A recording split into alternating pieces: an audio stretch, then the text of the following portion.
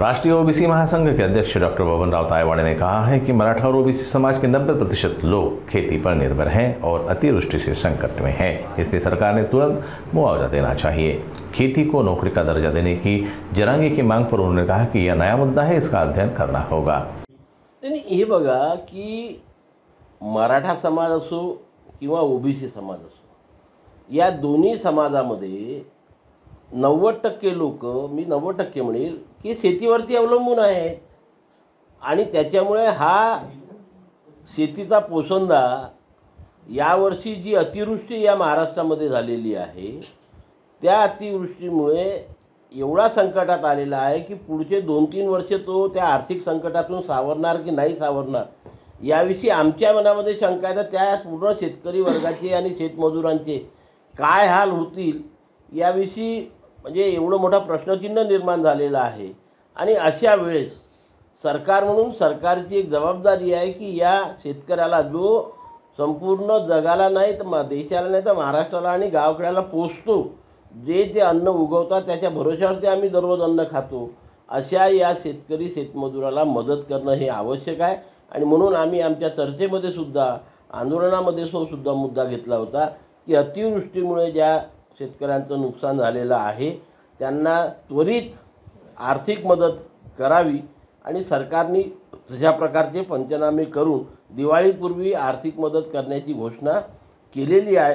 आम्ही त्या दिवसाची वाट बघतो आहे की ज्या दिवशी या शेतकऱ्यांना सरकारकडून पहिला हप्ता मिळेल। ते म्हटले की याचा नोकरीचा दर्जा द्या शेतीला। आता ते कशाच्या आधारावर बोललेत, काय बोललेत, आता त्याच्यामुळे मला कल्पना नाही आहे, त्याच्यामुळे मी त्याच्यावरती काही जास्त वक्तव्य करणार नाही।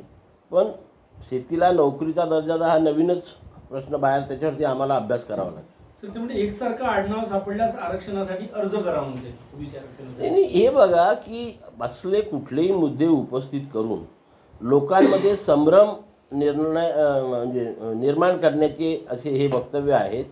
फॉर एक्झाम्पल मी तायवाडे आहे, एका गावामध्ये 4 घरं तायवाड्यांची आहे जे कुणबी समाजाचे आहे, दुसरे तायवाडे आहेत जे 4 घरं शेड्यूल कास्ट समाजाचे आहे, तिसरे तायडे आहेत जे दुसऱ्या जातीचे आहेत। मग एकसारखे आडनाव म्हणजे कसे, ते परंपरागत पद्धतीने जोपर्यंत त्याची चौकशी होणार नाही की हे जे 4 कुटुंब आहे हे एकाच कुटुंबापैकी आहे की वेगवेगळ्या कुटुंबापैकी आहे।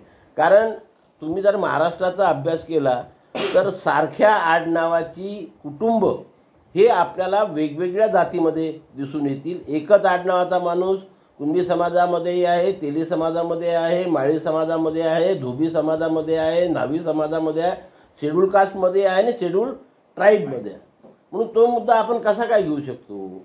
उद्या अशा प्रकारे झालं तर एखादा माणूस जो ओपनमध्ये आहे तो सुद्धा म्हणेल की आम्ही कुणबी जावं, कारण या सारख्या आडनावाचे लोक ओपनमध्ये पण आहेत ना, नाही आहे तसं नाही आहेत, म्हणून त्या मुद्द्याविषयी मी सहमत नाही। आज उद्या ओबीसी नेत्यांची बैठक बोलावलेली आहे, काय अपेक्षा आहे तुम्हाला? नाही, आता आम्हाला सुद्धा त्या सभेचं नियंत्रण आलेलं आहे आणि 10 लोकांचं शिष्टमंडळ तुम्ही या चर्चेला या सह्याद्री सभागृहामध्ये दुपारी 1 वाजता अशा प्रकारचं ते निमंत्रण आहे। बाकी विषयपत्रिका अजून आलेली नाही आहे, त्याच्यामुळे कुठल्या कुठल्या मुद्द्यावरती ही चर्चा होणार हे अजून स्पष्ट झालेलं नसल्यामुळे मी त्याच्यावरती फारसं वक्तव्य करू शकत नाही।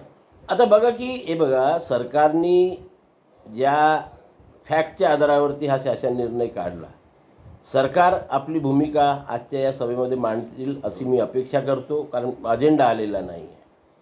आणि मग या सर्व नेत्यांच्या मनामध्ये जी शंका आहे त्या शंकेचं निराकरण करण्याचा नक्कीच प्रयत्न केला जाईल, होतो की नाही मला माहीत नाही। आणि त्यानंतर जर त्यांचं समाधान झालं तर काहीतरी निष्कर्ष बाहेर येईल, जर समाधान नाही झालं तर मग ते काय भूमिका घ्यायची तो त्या नेत्यांचा प्रश्न राहणार आहे। पण आमचं समाधान आधी झालेलं होतं, परंतु 9 तारखेला शासनाने जी काही स्थानीय चौकशी त्या ठिकाणी नेमलेली आहे त्यांनी कशा प्रकारचे आणि कोणकोणते कागदपत्र मागवावे हे त्या ठिकाणी दिलेलं आहे। ते मागवताना त्याचं हे करताना त्याविषयी आमच्या मनामध्ये काही शंका निर्माण झाल्या, त्याचं 12 तारखेलाच आम्ही शासनाला आणि मुख्यमंत्र्याला पत्र देऊन स्पष्टीकरण मागितलेलं आहे। त्या स्पष्टीकरणांची पुनरावृत्ती आजसुद्धा आम्ही करणार आहोत की याविषयी आमच्या मनात ज्या शंका आहेत त्या आपण दूर कराव्या आणि त्या जर दूर झाल्या तर नक्कीच आम्ही आधी पण समाधानी होतो, आज पण समाधानी आहे आणि उद्या पण समाधानी राहणार आहे. सर, जरांगे पाटील यांनी मागणी केली की दिवाळीपूर्वी हैदराबाद आणि सातारा गॅझेट लागू करा असं ते म्हटले.